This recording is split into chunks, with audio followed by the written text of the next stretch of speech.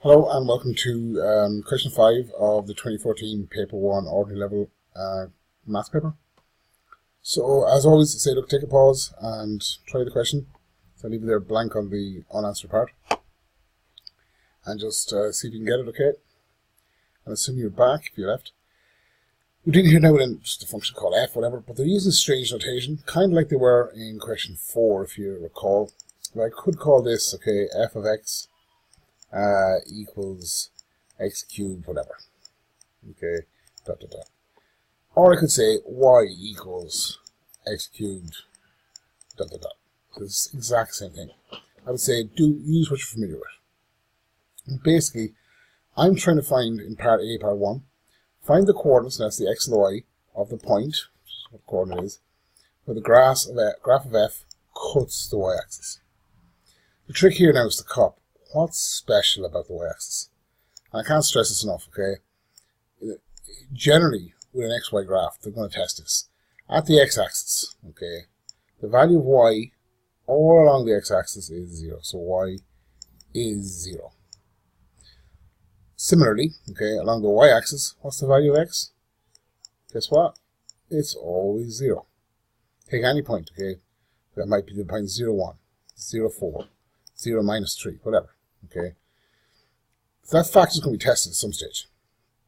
That's probably what it is what they're testing here. Okay, so basically, if this graph cuts the y-axis, okay, at that point, all the way through here, x is 0, and x occurs 3 times. No matter how you look at it, 0, 0, 0, they all turn to 0. Okay, you're left with 5. Let's go for the answer and you see that. Okay, so there's your equation now. I've used y, so that's the one I'm most familiar with. At the y-axis, x is 0, so I've stated that. Okay, and then I put my 0 in for x all the places, so that's my calculation.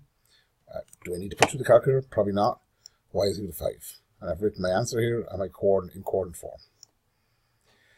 Now, part 2, okay, it says verify that the graph f cuts the x-axis at minus 5. Okay, so if it does, then the minus 5 should satisfy the equation.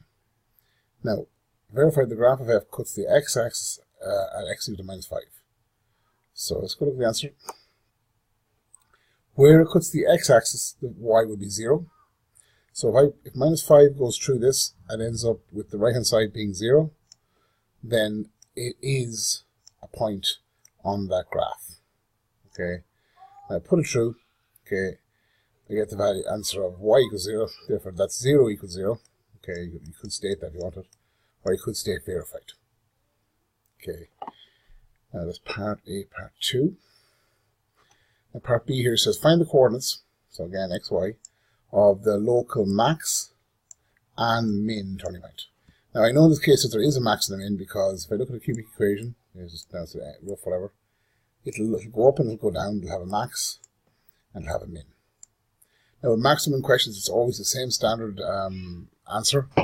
You have to find, when you'll be given an equation, in this case you have been in part A, if you differentiate that equation, you'll find a new equation. That new equation tells you the slope. Now, in a max and min question, you know the slope of that curve at 2 points. The rest you don't actually know. Okay, you can calculate, but you know. At the max and the min, the slope is 0. So it stopped going up. Maybe plus 5, plus 4, plus 3, plus 2, plus 1, 0, minus 1, minus 2, minus 3, minus 4, minus 5, etc. whatever, 0, plus 1, plus 2, plus 3, plus 4. And I'm just making up the slopes. But you get the idea. Positive, 0, negative, 0, positive. Okay? Now, if I know that the slope at those points is 0, can't I put that equal to my slope equation? If I do that, I can solve my slope equation and get my value of my x's, put it back in the original equation, find the value of my y's. Very straightforward, consistent method. You should know. Okay, see here it's a 10 marker. Okay, I've seen it come up a few times maybe, and even section B with profit and loss. So it's a method you just need to learn off. Okay, again, practice makes perfect. So first one there, okay, you have your cubic equation. So I'm going through here. I've said all this, but not with the numbers in front of me. At the maximum min slope is equal to 0. So we differentiate our equation to find the new equation, which is the slope equation. And that's the slope equation there. I put my slope equation equal to 0. Okay, so I now have a quadratic equal to 0. So you see a quadratic, you solve it. This will solve using the fast method. I'm looking for what numbers will add to give minus 3. So I multiply to give minus 3 and add to give plus 2. Okay, now plus 3 minus 2. Plus 3 minus 1, yeah. Plus 3 by minus 1 is minus 3. Plus 3 minus 1 is plus 2. Okay, so I have the two factors here. Now again, I could use the minus b formula, but that just takes more time. I've now found the value of my x's. Okay, I'm looking to find the y values to find the full coordinate. So I use my original equation, my equation that gave me y, put my x values in, calculate the y, job done. So I've done it here for the first x value, and I got the point minus 3 plus 22 is the local max. For the x value of 1, I put it in, and I got a value of 0, that's the local min. Okay.